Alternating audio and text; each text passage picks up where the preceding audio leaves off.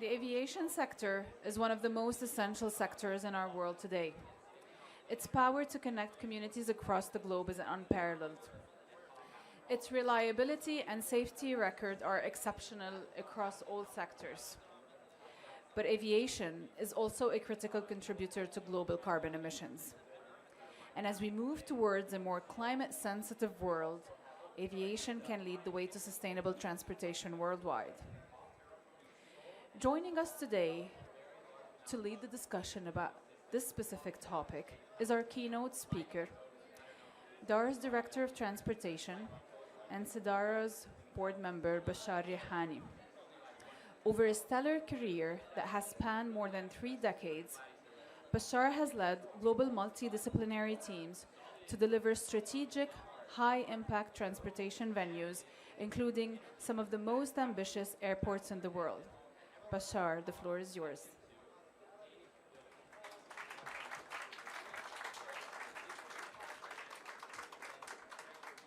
Thank you. This is about infrastructure for future flights. Thank you.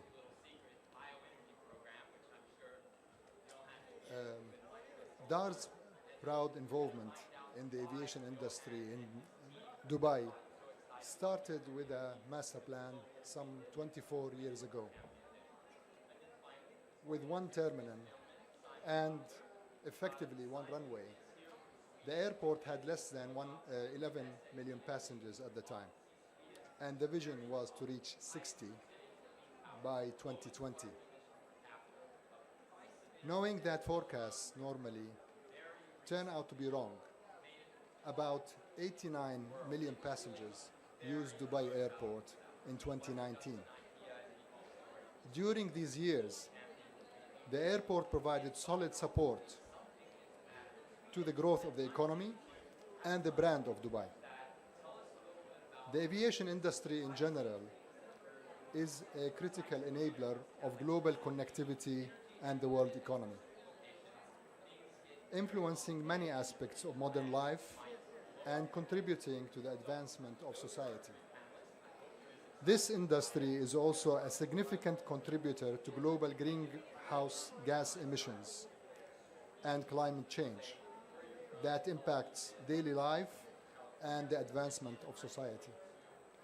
Global aviation, including domestic and international, as well as passenger and freight, specifically account for 1.9% of greenhouse gas emissions and 2.5% of CO2 emissions, totaling over 1 billion tons of CO2 emitted in 2018.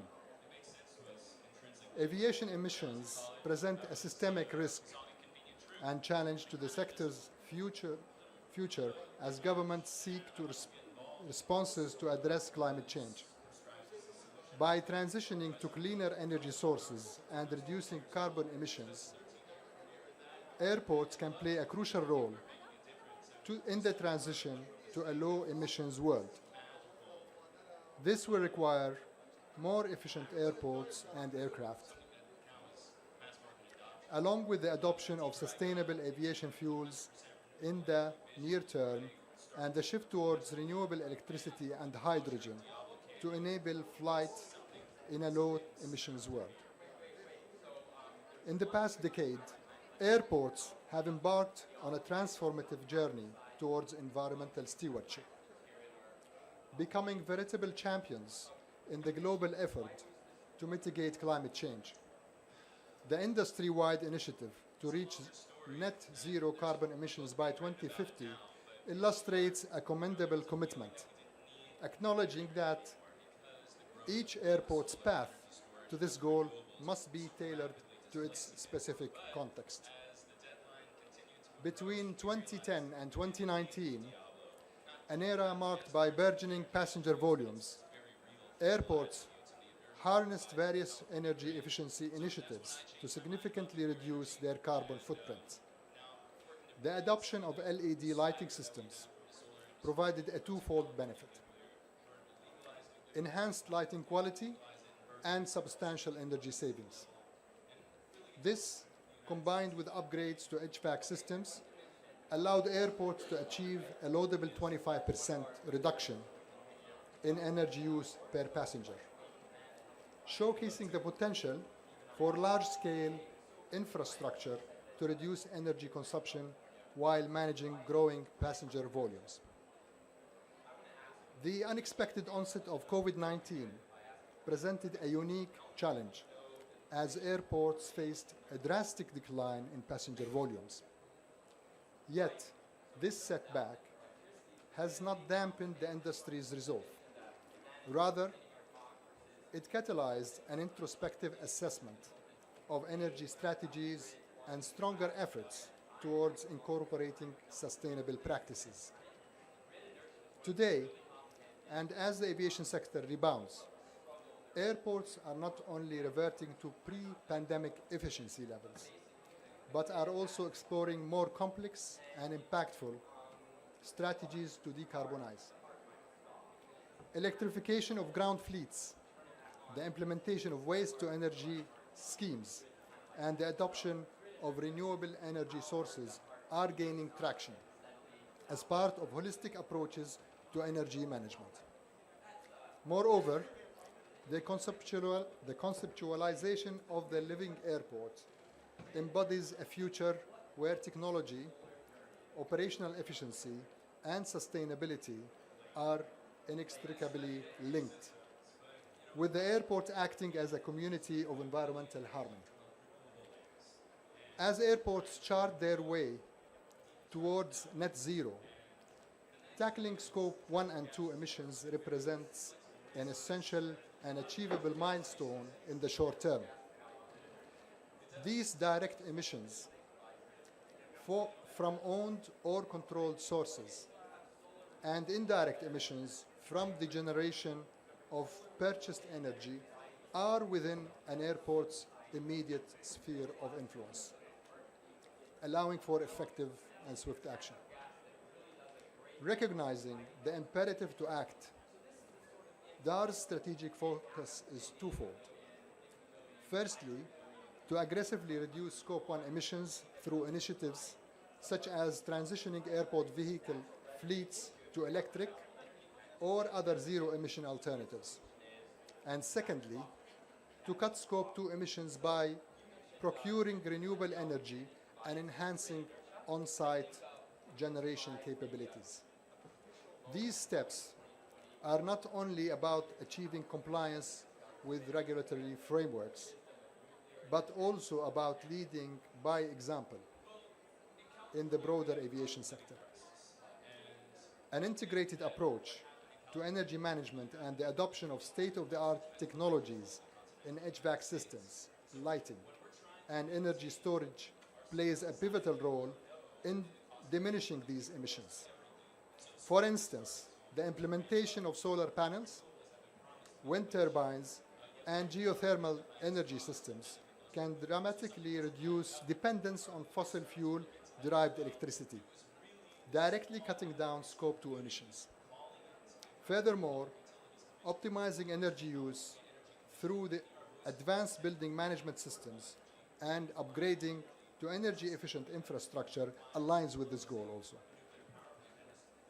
DAR's proposed actions in addressing Scope 1 and 2 emissions set a precedent and create a framework for targeting Scope 3 emissions. Through collaboration with airlines, tenants, and other stakeholders, airports can extend their influence and drive systemic changes that permeate the entire value chain. The sustainable airport of the future, therefore, is not only a hub of zero emissions for its own operations, but also a catalyst for wider industry transformation. By tackling Scope 1 and 2 emissions head-on, the aviation industry is laying the groundwork for a robust, long-term strategy to mitigate Scope 3 emissions, making a critical contribution to the global ambition of a carbon-neutral aviation industry, especially that the emissions profile for airports is dominated by Scope 3 impact. For example, Los Angeles Airport operates at 6% Scope 1 and 2 emissions and 94% Scope 3. Heathrow Airport, on the other hand, operates at 99% Scope 3 emissions, while Shanghai Airport operates at 85% Scope 3 emissions. As such, airport electrification is a critical priority, and the land mobility systems rely on expanded charging infrastructure at airports for their own transition pathways. In creating a robust network for charging stations, airports must anticipate the future demands of a fully electric fleet. This foresight includes investing in high-capacity, fast charging stations that can accommodate the quick turnover rates of commercial service vehicles and passenger electric vehicles. Moreover, it requires ensuring that the electrical grid that supplies these stations is powered by renewable energy to truly capitalize on the emission-reducing potential of electrification. Electrification is not a distant goal, but an immediate priority, integral to an airport strategy and vital for enabling the broader mobility sector to advance on its own transition pathway. To have continued impact, though, the energy transition for aviation demands new approaches to propulsion energy, which in turn requires new infrastructure to support.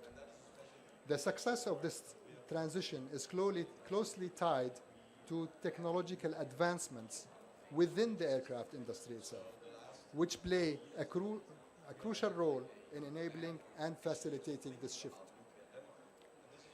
As we navigate the complexities of the energy transition within the aviation sector, DAR has analyzed two contrasting airports, one serving 25 million passengers and another serving 150 million passengers.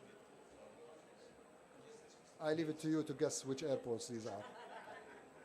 Highlighting the bespoke nature of sustainable strategies required to meet net zero targets, the scale of operations at these airports present unique challenges and opportunities in the transition to sustainable energy sources and infrastructure.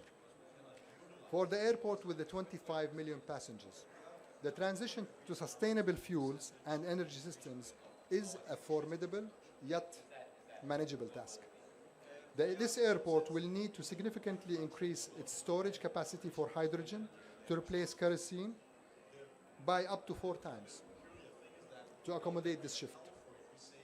Electrification and on-site hydrogen production via electrolysis are vital components of the strategy, requiring an infrastructure capacity that secures electricity and water supplies that are required to cater for total staff and passenger volumes.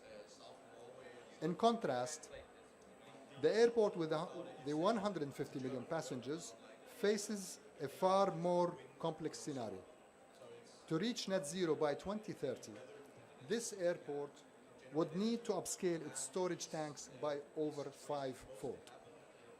These case studies reveal that for airports to accommodate a switch from kerosene to hydrogen, significant investments in new storage capacities are inevitable. Meanwhile, the energy requirements for on-site hydrogen production through electrolysis and liquefaction are immense, calling for a multifaceted approach that includes significant investment in renewable energy sources to meet the electrical demands, which could peak at around 10,000 megawatts in total for both processes. This is equivalent to energy typically required for 8.3 million medium-sized homes.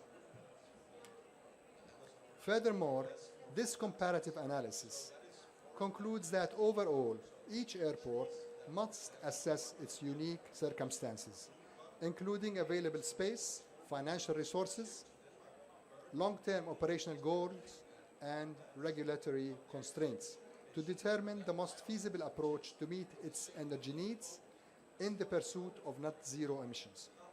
This decision is pivotal and will shape the future infrastructure and operational paradigms of airports around the world.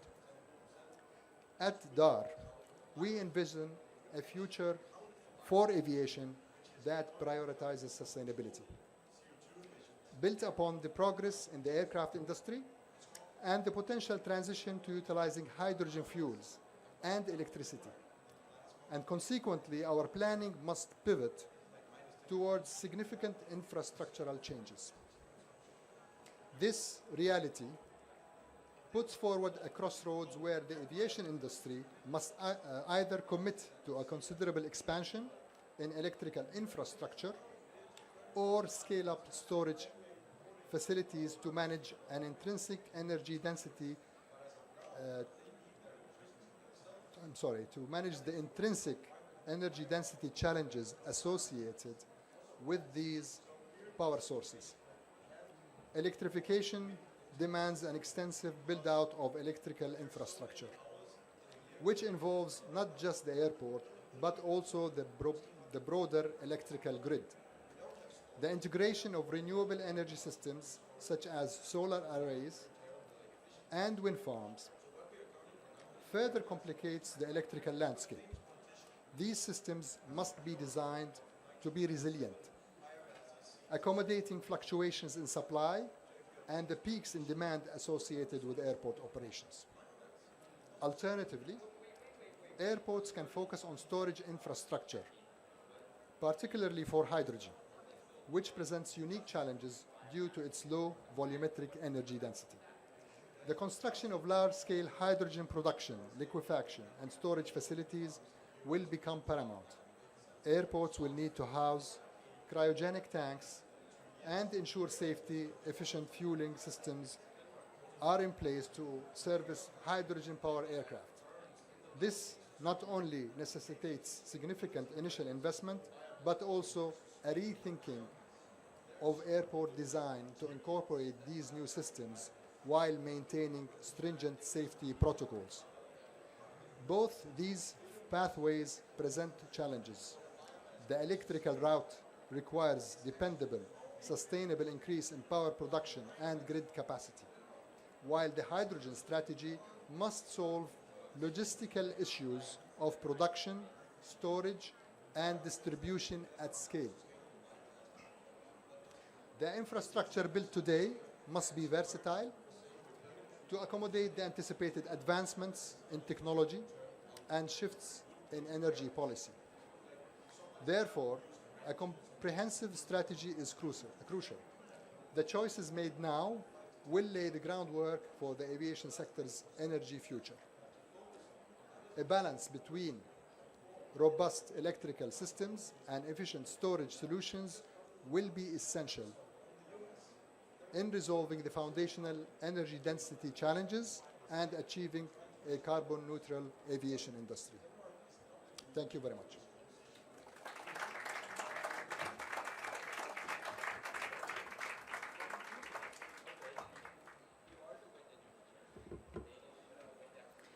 Thank you very much for the very insightful and informative introductory speech. We're also honored today to virtually welcome Mikołaj Weil, the CEO of CPK. Poland CPK is Europe's most ambitious airport venture for decades. CPK is envisioned as a hub for sustainable, future-fit air travel and a standard bearer for what the future could hold for our sector. Mikołaj, thank you for joining us. It's also our privilege to welcome Jane Boyle, the sustainability lead for Abu Dhabi Airports, a global pioneer and leader in airport sustainability. Jane gives insider insights on just what it takes on a day-by-day basis to deliver sustainability in a context as busy and as dynamic as an airport. Jane, thank you for being with us. We're also joined today by Peter O'Sullivan, the CEO of Penspen, Dar's sister Sidara company. Peter has spearheaded Penspen's shift towards focusing on energy transition, primarily including green hydrogen. His insights are critical to how we could potentially solve the issue of propulsion fuel, which is one of the greatest problems of aviation. Peter, welcome back. And from Dar, we're joined by our Director of Operations in Dubai in the UAE, Sabah Haidar. Over his career, Sabah has coordinated extensively with airport stakeholders, including one of the world's busiest and most ambitious airports, the Dubai International Airport. Sabah's experience with the practical requirements of all airport stakeholders positions him perfectly well to advise on developments for airport. Sabah, welcome. Finally, we'd like to welcome Jeffrey Brooks, the design director of DAR's design studio in Dubai. With expertise in design research, leadership, and creative direction, Jeff is passionate about creating innovative and sustainable design solutions that enhance the quality of life and that are always mindful of the culture, the context, and the environment. Jeff, welcome to you as well.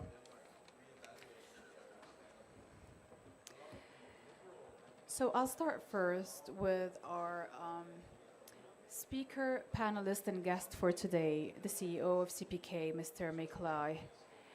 As CPK has been called a globally unique transport hub, what specifically makes your sustainability strategy different from other airports around Europe?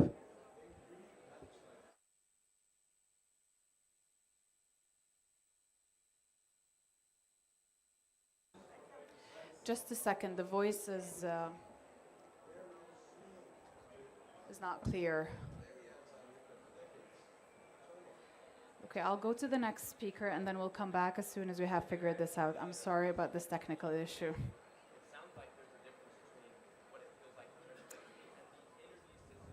So Sabah, over to you. And I'll give you a microphone. Let's test that one now.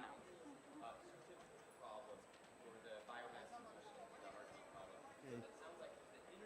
Is that okay? Yes.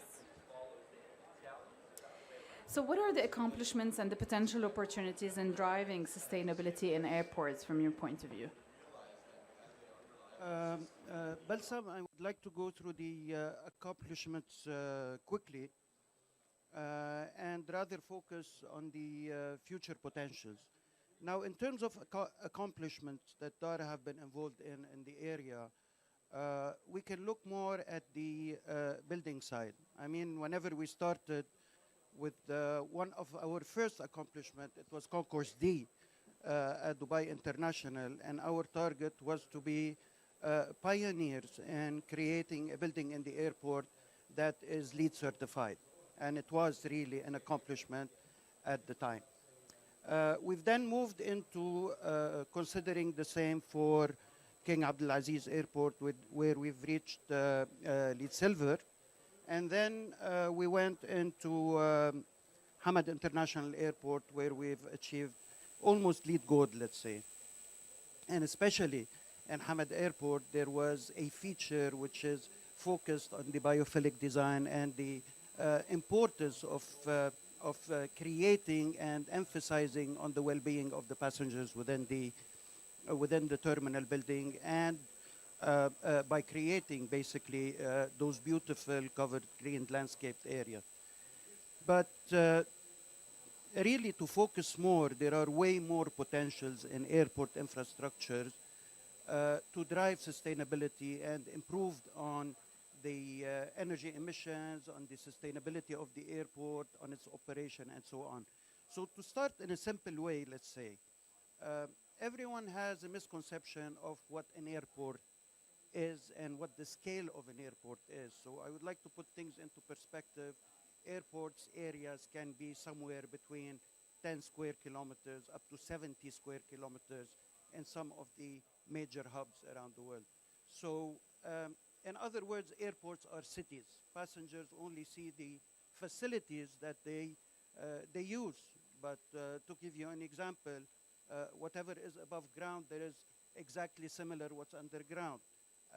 Airports, for example, the buildings at airports, they only account for less than 10% of the overall area of the site, which means that the airport has lots of areas and lots of potential for savings on energy.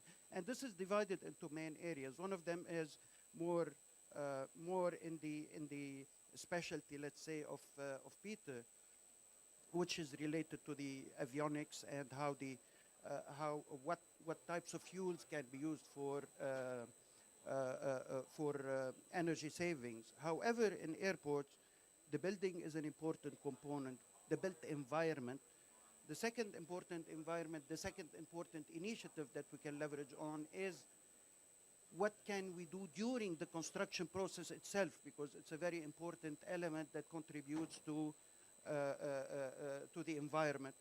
And then we can talk about the operation within the airport, and this goes from the BHS operation, it goes to the utilization of power, water, waste generations, and I believe that people underestimate what airports can generate in terms of waste, what they can generate in terms of power consumption, and by the way as well, what they can generate in terms of water collection from rainwater. There are humongous surfaces, runoff areas that we can collect water from, for example, that can be utilized as part of the strategies of airports towards net zero. That's only one very simple example out of many that can be actually implemented in building, implemented in ground transportation and operations within an airport. They can be implemented as well in the embodied carbon, and so on and so forth. I mean, Bashar went into the details of those earlier. We can go through any further details later on during the Q&A, but that's something that I wanted to give an idea on. Airports do have lots of potentials to be involved positively and contribute positively in the environment, instead of being misconceived as some of the people believe or think. That's it from my side.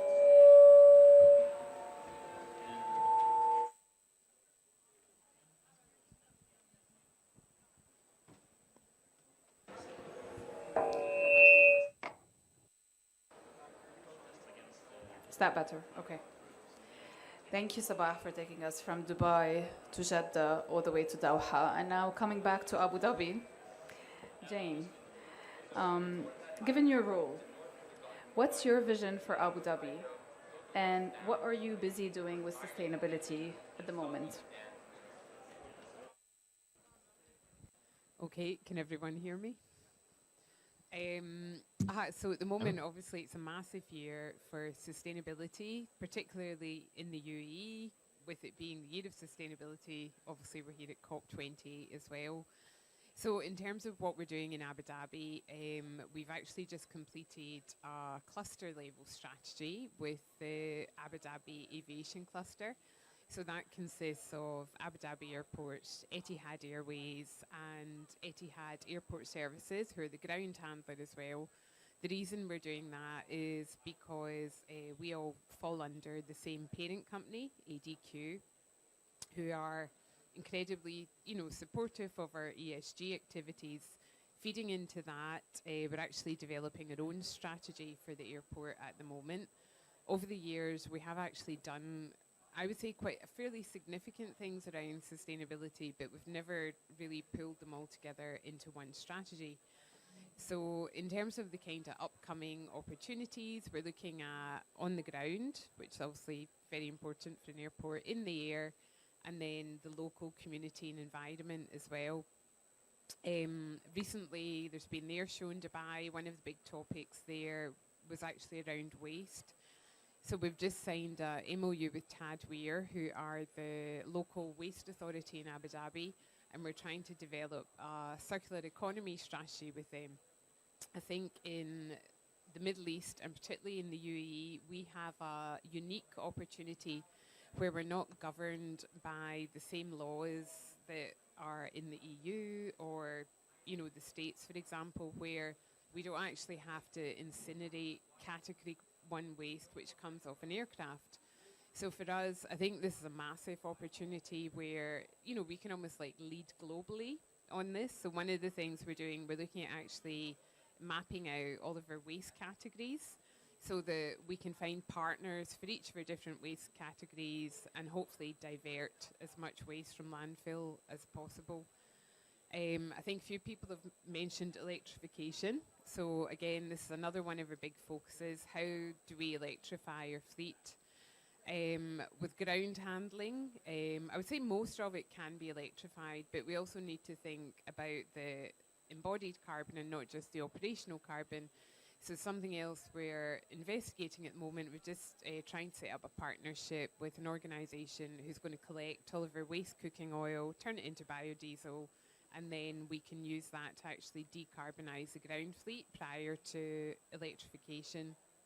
Energy management and energy efficiency are something else that we're really focusing on. I think, as you've all probably seen in the press, we've been very fortunate to move into a new home, which is a beautiful new Terminal A in Abu Dhabi, which is like our new shiny building. And within that, we've already identified 25 separate projects where we can reduce energy, carbon emissions as well, and we've already started on that. We've got 3 that we're going to complete this year, and then looking to roll that out over the coming years. For the community, sorry, this keeps getting louder and louder. For the community and environment, we're also looking at noise. I think I'd mentioned the other day as well, anytime I'm out in Abu Dhabi and people say, where do you work? I work at the airport. They're like, all right, you need to sort out, the noise from the planes, because at the moment they fly over. It's one of the big residential areas. So we've now installed 2 noise monitoring stations in the airport, and we're also using that to basically tally it up with complaints to make sure that we also become very good neighbours as well. So I think I have loads of stuff going on and loads of opportunities too.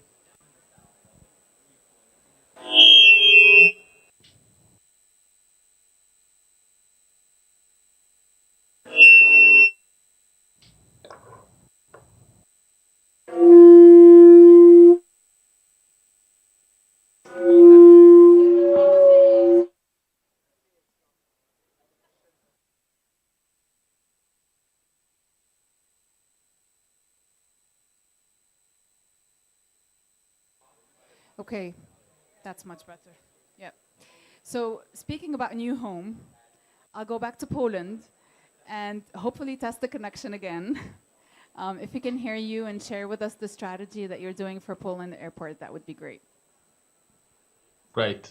Am I heard right now? Yes. Could you Perfect. confirm that? Perfect. Oh, that's great. So what make us different from other airports in Europe? That I think there are 2 aspects which needs to be underlined correctly. The first, that we are one only and probably last greenfield airport in the European Union, and we deliver this project in the area with the space reserve, which allows us to introduce every infrastructure needed to fulfill all the sustainability commitment we have made. We of course we aspire, and we will deliver the net zero ready airport from start. We are able to reduce the carbon footprint also during the construction, but at the same time we are able to provide the infrastructure which will allow not only to diminish the carbon footprint of the airport itself, but also, for example, by introducing new handling services served by the electric vehicles, we are ready to reduce the carbon footprint of the aviation as as a sector. So this is the first topic. So the fact that we are delivering the greenfield project. The second question is the multimodality, and in fact the new way of perceiving the multimodality. This is why we are called unique transport hub and not only the unique airport. And this is because at the very same place, our goal is to integrate at the very same place the main airport for Poland and the main railway transfer station for Poland. And the level of integration between airport and railway is not seen in Europe till now. So at the very same place, we enable the travelers on the short, medium, and long distances to choose the most appropriate and most adequate means of transport in order which at the same time is makes the makes not only the traveling more effective, but at the same time it makes the travel less pollutant to the environment. So that's two pillars of our advantage against other airports in Europe. That's very, very interesting work that you're doing there in Poland. Now, Peter, the vast majority of emissions, they do fall to the propulsion of aircraft. So how can airports better engage with the airlines to bring the sector into alignment with the Paris Agreement? Thank you very much, and thank you for inviting me onto the panel today for a very, very interesting discussion, very important one as well.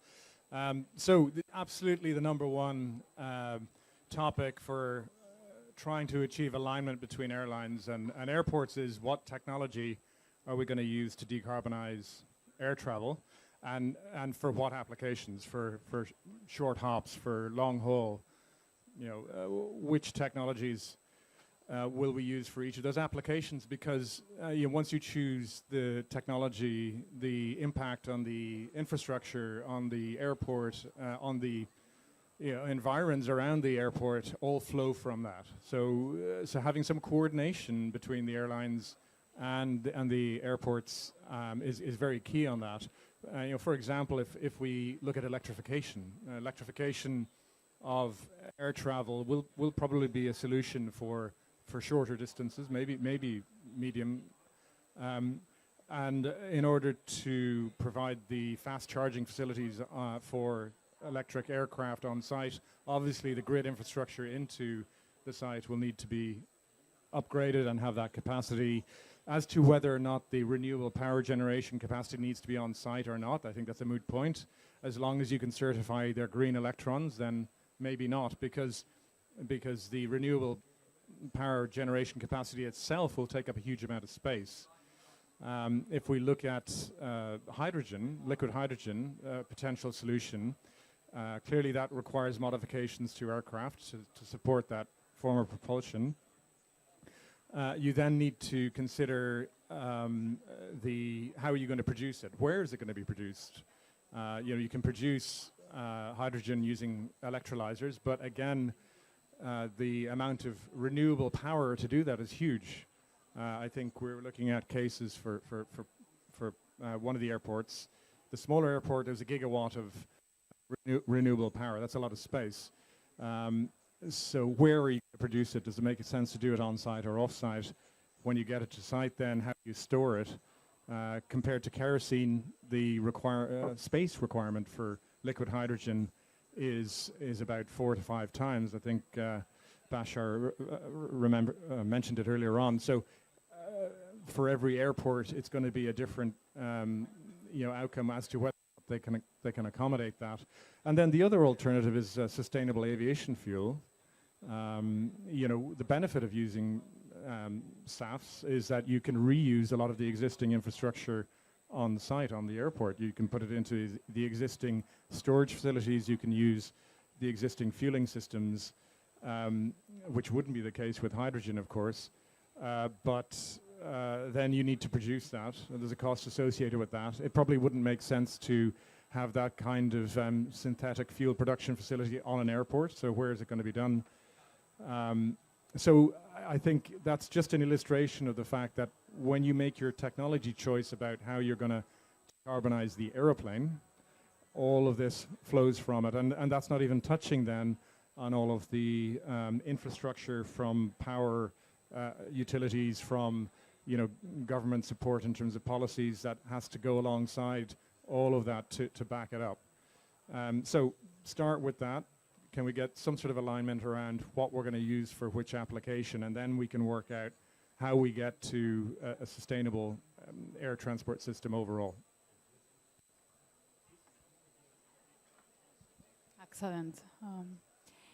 Now, zooming in at the buildings from a design perspective, Jeff, what are the opportunities that you have seen that you would like to share with us today as to how the way that we design airport buildings, the way that we design support facilities, how can this help us get to our climate targets?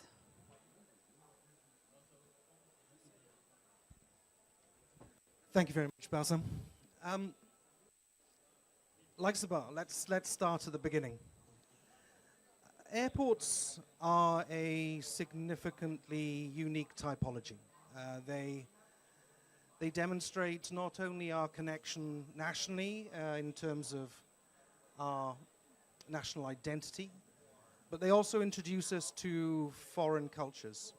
So, in a way, they have a relationship to culture, not only representing the country that they are generated in and they're located in, but also they're a gate. They're a welcome to all visitors and also an exit. So they have multi-purposes. So they have a cultural dimension in representing the country in which they sit.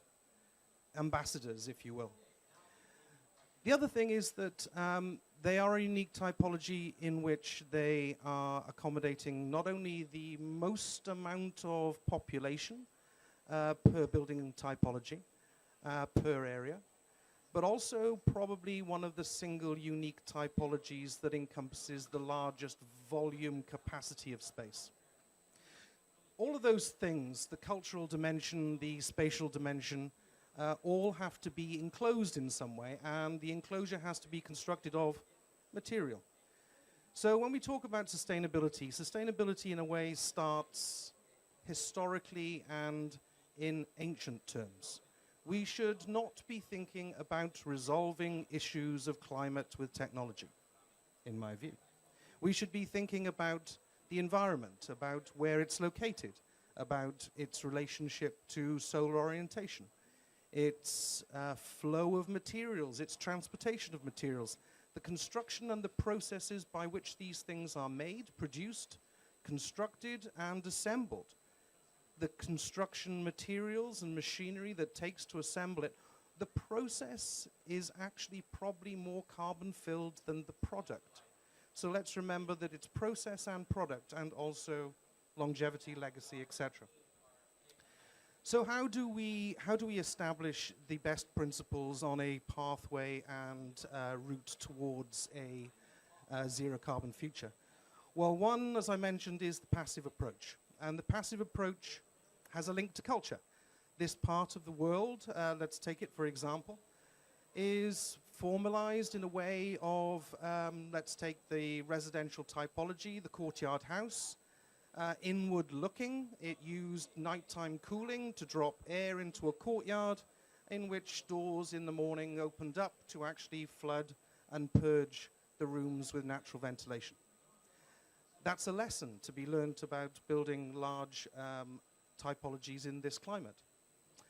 Rainwater harvesting, as Sabah mentioned, is a key issue in terms of using and liberating and, in a way, trying to leverage everything that is given into a circular sort of like process of being able to feed and use not only grey water but also rainwater harvesting within the building. Use of water, again, this is a local, regional, cultural, traditional element. We can use it in terms of cooling by pushing air through falling water. All of these things can be leveraged in terms of our relationship to the spaces that we inhabit. They can be made magical, and they can be made extraordinary spaces that enhance the airport themselves. So in a process of actually going back and relearning from history, we can understand how to deal with these things in a modern and new way. However, fabric is one thing that underpins everything, and that is insulation. New material science is leading us in a direction of lightness and high thermal capacity, and this is in fact the holy grail. Mr. Foster once said, how much does your building weigh? And I think that's quite important, because the integration of structure, services and fabric, and how the actual sort of like spaces are cooled and how they're used, that full integration of all systems fundamentally comes down to using the minimum stuff to create the maximum space. Now, all of these things are sustainable in a way.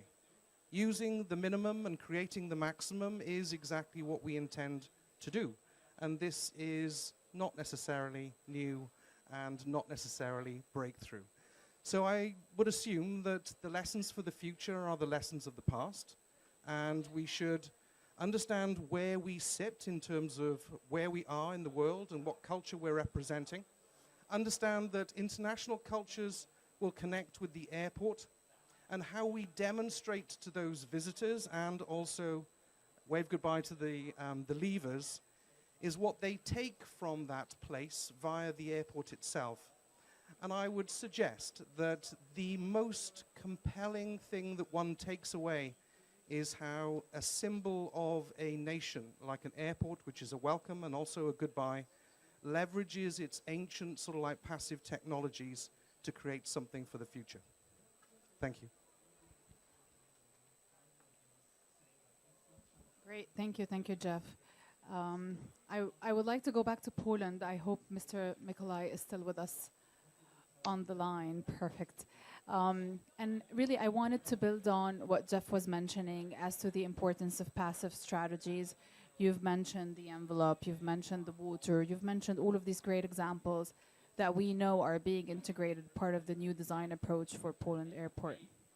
And from that perspective, how do you see that the airport can act as an important puzzle piece in mitigating environmental impact of aviation? Well, I think that first and foremost, we should be aware that we will feel the infrastructure gap which exists in the Central Eastern Europe. And doing so, when we deal with the aviation as a system, we make the system more effective, because making the whole aviation system of Europe more effective, we making it also less pollutant for the environment. We know that center of gravity of the development goes eastwards, but in the Central Eastern Europe, we still may observe infrastructure gap. So, in other words, in order to travel intercontinentally, especially for the East, we need first to travel westwards, then to transfer to other intercontinental plane, and go backwards to the east. So this is not only this. So this is, it shows you like making the system more efficient is not efficient not only for the travelers, it makes the road shorten, less time consuming, but at the same time it makes the traveler less pollutant to the environment. The second aspect I have mentioned, that was the taking the advantage of having the green flight infrastructure in the airport. So we are able to introduce the newest technology, and we are able to take the latecomers premium, because we are not limited by the technologies introduced before. And let me say also a few words about the consequences of the multimodality. Having at the same place easy transfers from rail to the air to the plane, we are enabled to reduce the short haul flights, because we are able not only to create the exact competition between railway and the aviation on the connection between cities to cities, but we make possible to feed the intercontinental flights by the railway connection, which is completely new and unique service in the terms of Europe. Thank you. Thank you. Thank you for the great transition from the buildings, the assets, to the infrastructure, and the great work that you're doing in Poland on that front of the infrastructure package as well. And here I want to hand it over to Peter with a question about airport infrastructure and what are the implications of the transition that we've been speaking about, that Bashar had mentioned in his speech, of aircraft propulsion. Thank you. I guess there are two ways to look at this. One is scope 1 and 2 emissions, so those relating to the airport building and the ancillary services around that. And I think that's an easier one. Clearly, if we're electrifying a lot of those services, then you need to ensure that the grid can support that, and again, that the power coming in is green, whether it's on-site renewable or elsewhere. If your solution to air travel is based on hydrogen, then you get a lot of capacity to use hydrogen for all of those scope 2 services as well. So that's again an interdependency that needs to be considered. With regard to aircraft, you get some very stark differences with regard to the on-site infrastructure depending on which technology you're using. If you contrast, say, the sustainable aviation fuel and liquid hydrogen is cooled to a very low temperature, so you need a lot of cryogenic on-site storage facilities to manage that. And as I referred to earlier on, the storage volumes are about 4 times, 5 times what they are for kerosene for equivalent energy content. So you need to scale up the on-site storage facilities, although you can adopt strategies where you store off-site and bring on-site depending on the airport.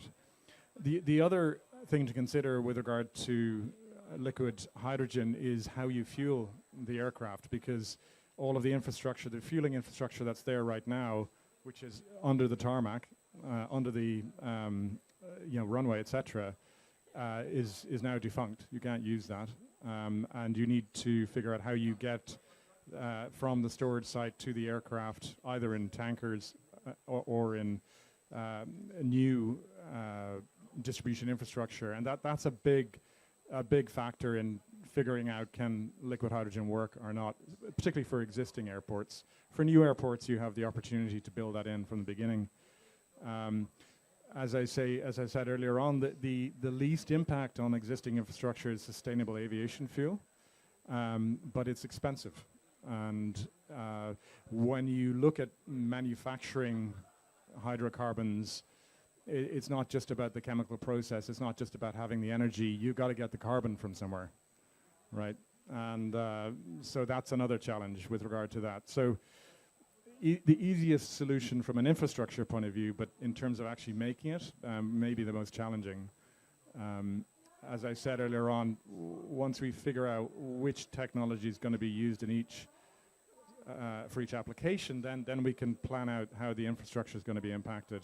And the other element to consider is what makes sense to have on site, and what can you rely on from partners outside the perimeter. You know, can you rely on your utility to guarantee you zero carbon, you know, electrons? Is there going to be a local hydrogen industry that will make a lot of sense for you to tap into? So there's those sort of considerations for the on-site infrastructure as well. That's great insight into aircrafts and the future of infrastructure from that which is a perfect transition to Sabah. And so airports are transportation hubs, and we've spoken about the aircrafts, but what about the land transportation system? How can we reduce emissions within the land transportation system specifically? Balsam, as you've rightfully mentioned, airports are more and more being called transportation hubs. And the concept of the transportation hub that is being followed now by airport is to create a multimodal transport hub where rail connects to the airport, the airport connects you by air, and you have for sure the car, and in some cases you are connected to seaports. And whenever we think about a transportation hub from a sustainability perspective, we immediately think about carbon emission. We've been talking about electrification earlier. We've been talking about how you can electrify and regenerate also power to electrify your ground operation within the airport, within the airside. And there are also other electrification initiatives that are being taken by government by encouraging the use of electric cars and so on.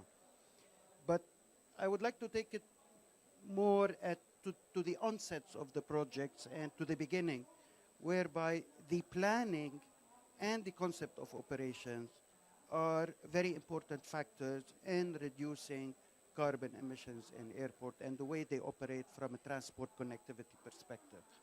So whenever we talk about the land side, we have to consider during the planning process and putting together the concept of operation of the airport on strategies whereby we can impose on passengers, for example, to utilize public transport, minimize trip generations through private vehicles to airports. Let us see how we can improve the utilization of rail, how we can minimize the trip generation, how we can reach an airport with the minimum number of trips. And this, with time, this is being part of new airport concepts that do actually provide comfort to the passenger. Imagine where a passenger can drop off his bag, and he wouldn't mind drop off his bag earlier within the city, closer to his home, and I'm sure he wouldn't mind at all taking a public transport that would bring him directly to his check-in area. Now, this cannot be only done by looking at what is currently being implemented and what the passenger, or let's say the statistics that are being collected from the data that we are collecting actually with respect to the passenger behavior. However, we can impose on the passenger. This is how the strategy should be for the future, how to impose on the passenger, how to impose a concept of operation that would contribute positively to the environment. Now, the same thing would apply when we go into the planning and the concept of operation within the airport. The ramp operation, the ground handling in the airport. We spoke about electrification, but how can we plan an airport in a manner where we minimize the traffic generation from a cluster to another, from an aircraft that has turned around already, for example, we don't require the ground vehicles around it. Shall we transport those to a staging area, or shall they remain within their location to serve another aircraft close to it later on? We have planned airport. We have considered in our planning how do we create clusters within the airport to try as much as possible to maintain the traffic generation within those clusters and minimize the trips from an area to another. All of those aspects are important contributors that can be considered from the onset, from the initial inception of an airport, in order to pave the way for other more technical aspects that would contribute to the sustainability of the airport environment. That's it.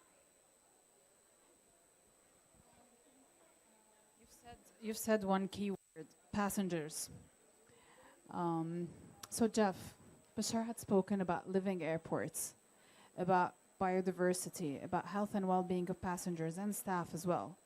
And going back to one of Dara's projects, which is Hamad International Airport in Doha, we have the beautiful garden within the center of it that's really elevating the experience of passengers and staff. So how is the design really contributing to delivering living airports for us, for all? Thank you very much. Hamad International Airport. I was there about 3 or 4 months ago and sat with some people from Qatar Airways at one of the new restaurants that were opened around the garden. And very few people mentioned this. However, it's a thing that struck me instantly, which is none of the restaurants have facades, no front doors. So there is this connectivity. And you hear birdsong. You look out of the restaurant and you see trees. And the trees are kind of rustling in the HVAC breeze. And you feel a sense of exteriorness. And this is important for interiorness. The balance between that which is within and that which is without, the sense of the garden and the courtyard that I talked about before, is intrinsically fundamental to us.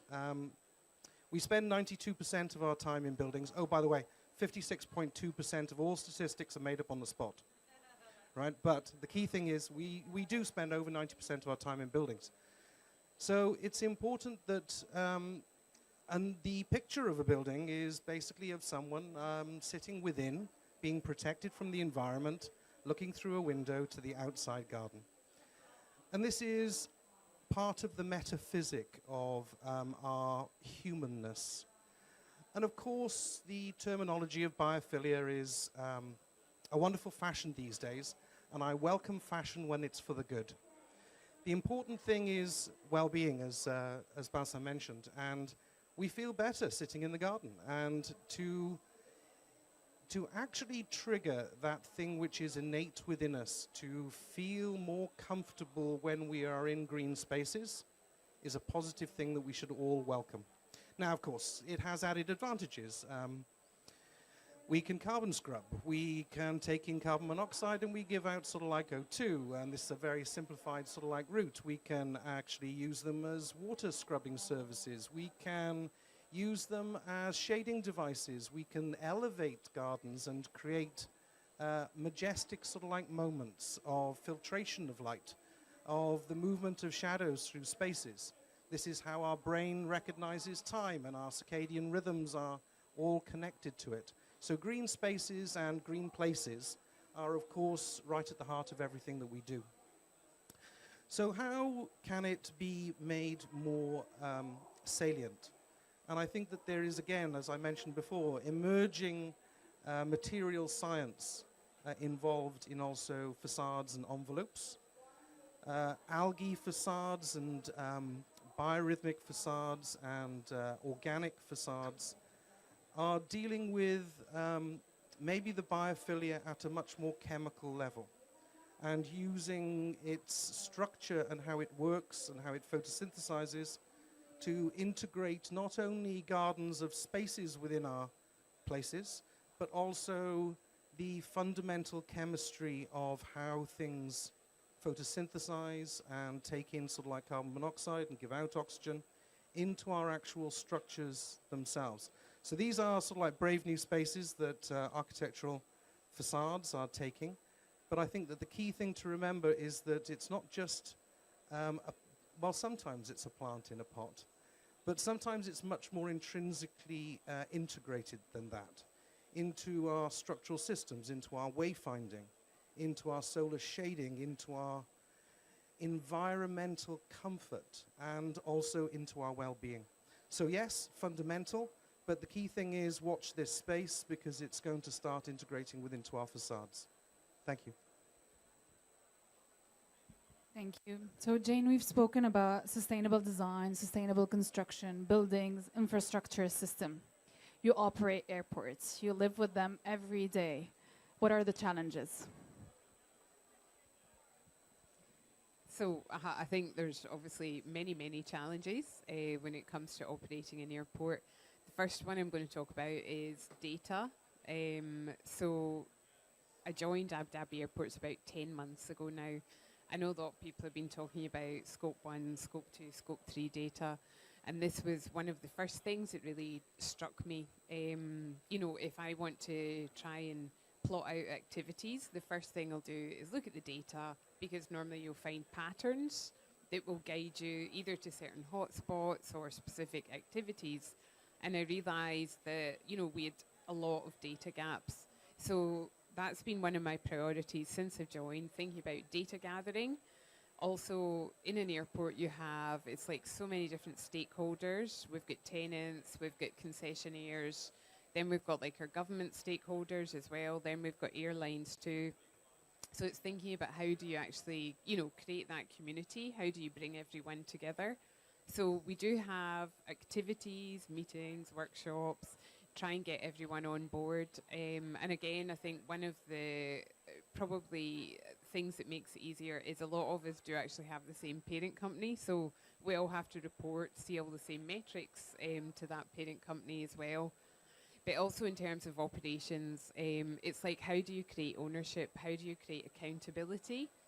So again, obviously we're the airport operator, but we actually only use, it's like a tiny proportion of, if we're thinking about energy and water within the airport, we're responsible directly for about 20%. So that means 80% of all the energy and water in the airport is attributed to, you know, mainly the ground handler. Then we've got the airlines, but then we've got all the concessionaires as well. So how do we actually get them to become accountable for it? And I think, again, it is about, you know, that kind of building trust, creating a community. And we've also started developing a lot of dashboards as well. So, you know, we're looking at how do we automate this? How do we make it as easy as possible? Because also when it comes to sustainability, you know, nobody really wants to spend their life working on Excel spreadsheets. And, you know, so it's like really we want to try and automate it as much as possible so we can move away from that and kind of go on to the fun bit of it as well. The other thing that we're now looking at is obviously our passengers who, you know, are a massive part of the airport. And one of the challenges, not just for us, but for many airports around the world, when you think about the passengers, you know, we have many different passenger profiles. So it could be families, it could be business travelers, you know, they could be from the States, they could be from Asia, they could be, so we've got all these kind of variables that we have to think about, also thinking about language as well. Not all of our passengers speak either Arabic or English, which are the two languages our signs are in. So something that we're trying to do through a lot of our sustainability activities, it's like how do we take language out of it? You know, no matter where people are from in the world, how can we turn it into something that they can understand? So we're actually trialling things out on the FID screens at the moment in order to help us achieve. So one of our targets is around waste management and recycling. So we've come up with, it's more just like graphics, you know, to try and educate people. We're also having sort of gamification and awareness raising exercises with a lot of the staff as well. So ideally what we would like to do is try and somehow, maybe not actually write it into annual reviews, but give everyone, it's like some kind of KPI or metric around sustainability, thinking about things that people can actually control within the airport environment. When it comes to energy use or water use, that can be a challenge, but you know, things like waste, they can actually make a difference around that as well. So yeah, I guess it's just all about getting buy-in from everyone involved in the airport, and I think that's the road to success for us. And thank you, Jane. So on sustainable operation, and now to my last question, back to Poland. Will you be using direct air capture technology and driving sustainable operation at the airport? Well, as regards carbon capture, I agree with IATA experts who signalized that carbon capture, especially direct air capture, is a sector solution to ensure carbon removal, actually not when stored, but when we use captured carbon dioxide to produce sustainable aviation fuels. So once again, our goal is to promote sustainable aviation fuels to the all possible extent, and we know that such venture has the positive results as offsetting vehicle, especially for carriers in generating SAF, as well as in residual carbon emissions removal for using even 100% of sustainable airport fuels instead of kerosene. And we are aware that it may reduce up to 75% of carbon footprint of the aviation. But I think that what we should do, and this is also an approach, and this is also the way of taking the advantage of the latecomers premium for us, is to be one step behind the all research and development solutions, because technology, of course, we might be the sandbox for the new solution, but for the adoption, so our goal is to create a space reserve to be able to introduce the technology once it's mature enough to be implemented, but to implement the tested, approved technologies, the direct air capture technology. We are ready to adopt that, but I think we should treat us as a part of the broader challenge, how to ensure the highest possible rate of the sustainable airport fuel on the airport. Thank you. Great, thank you so much. And now we'll be closing with our keynote speaker that has opened the session. Bashar, please.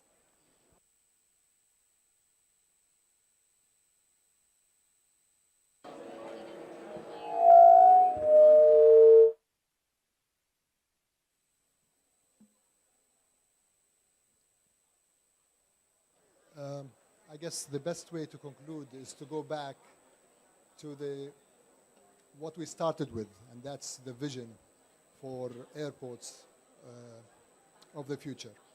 So we see airports in the future as hubs, not only for connecting people and transporting goods, but also as focal points for the energy transition. Airports can act as nuclei where the transition starts, with mobility networks and electrical grids performing as pathways for spreading energy transition outwards into the rest of their communities. And with that, I thank you very much, and I thank the speakers.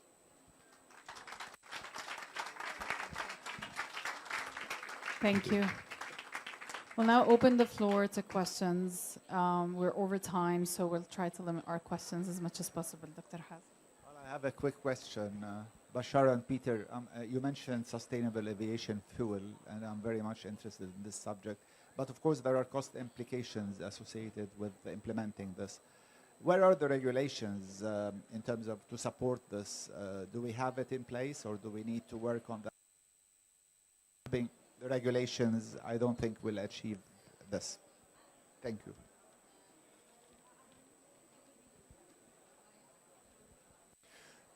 Yeah, no, I don't think there are any substantial regulations to incentivize this at the moment. There's government support for projects, certainly in the UK, to pilot these from a technical and operational perspective. But I do think that it probably will take specific regulation for aircraft to make them commercial and sustainable, which will reflect the cost of making them.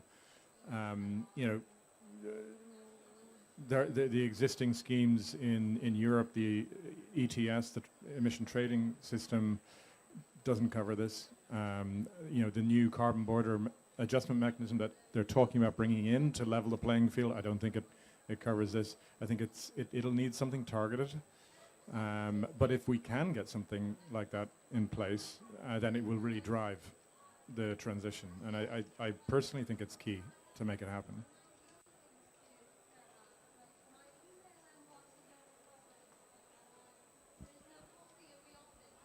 So on the same topic, what are some of the things we can do to future-proof airports? So you mentioned sustainable aviation fuel, and then hydrogen. So maybe there are different ways you can power airplanes, and we don't know which one's going to win out. But what are some of the things we can do today to future-proof the infrastructure against the future? It seems at this point the earliest opportunity to decarbonize is with the shorter haul journeys, and it seems that electrification is certainly coming to some sort of maturity around that. So I think starting to plan for that with regard to the infrastructure, I think that's going to need new infrastructure, whether it's on existing airports or new VTOLs and so on.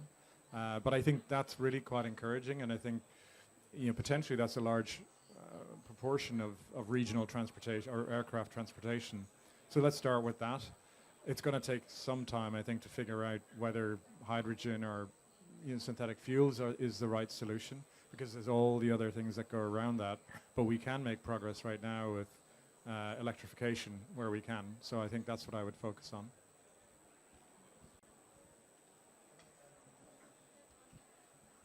I'd like to add one thing to what Peter said, and that's we have been through several processes where airport owners and operators have posed exactly that kind of question.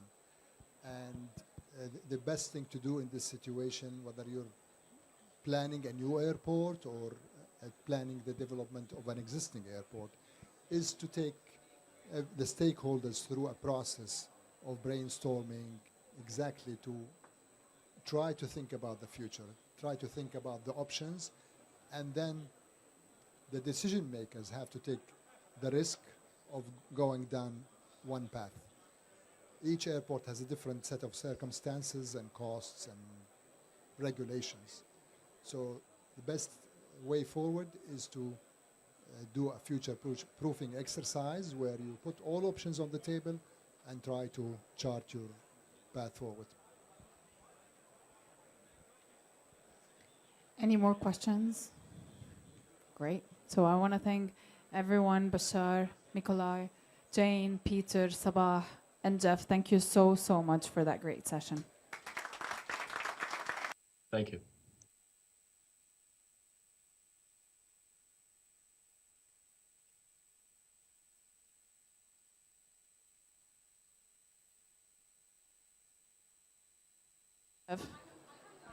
Jeff, we need a group photo. You can't run away. Come back.